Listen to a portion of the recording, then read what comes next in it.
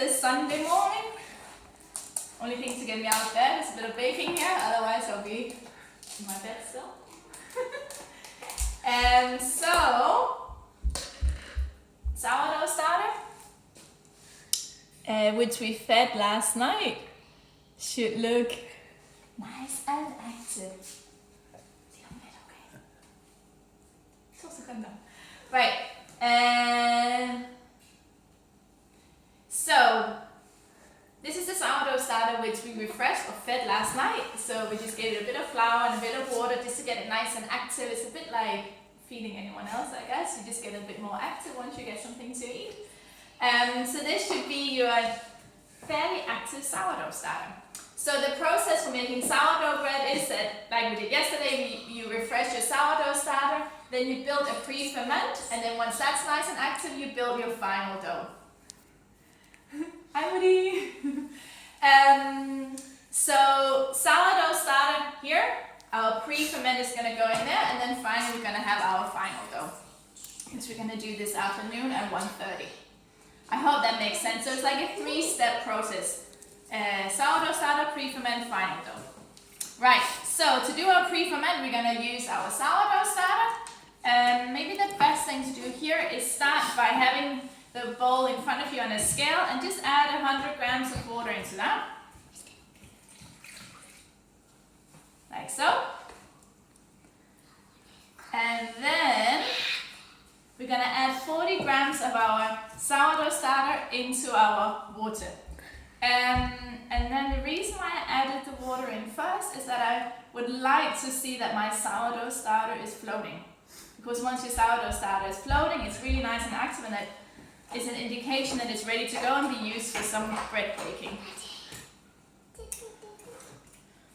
Sure, there's not a ton of water here. I'm not sure you can see it.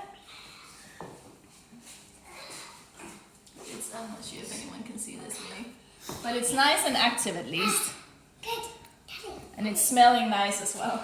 I have a lot of assistants in the kitchen this morning. Everyone is pretty excited. Right, so once you have your sourdough starter, it can just be room temperature water. It doesn't have to be cold. Colder water will slow it down. So just like maybe 20, 25 degrees hot water.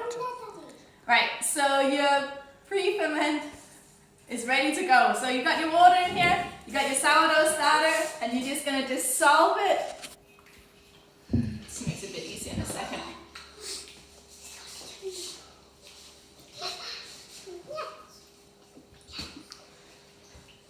Right, so just stir it up. Stir it up.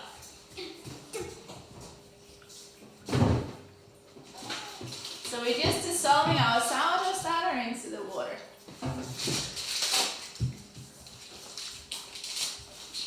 Right, so once that's all dissolved, we're gonna add some flour in. So I'm using it, just notice that I didn't write that on there, but this is 100 grams of strong bread flour. But you could use wholemeal, you could use rye, you could use spelt of course, but I'm gonna use strong white today. How much sourdough? So my sourdough starter is 40 grams, and then 100 grams of water and 100 grams of flour.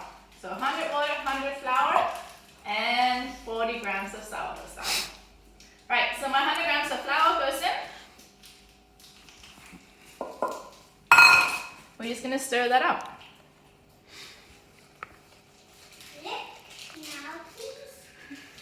What are we looking at, Astrid? Mommy.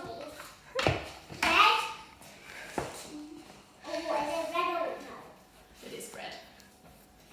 You like bread, Astrid? Round. Round bread. Little round. Little round bread. Right, so we're just going to stir that up. Make sure that there are no lumps of sourdough starter in here, that it's all nice and uniform. What a go, Astrid. Right, so it should look like this. With a hand in front. With a hand in front. Right, so guys, that's it. We're going to meet again at 1:30 today, where we're going to make our final dough.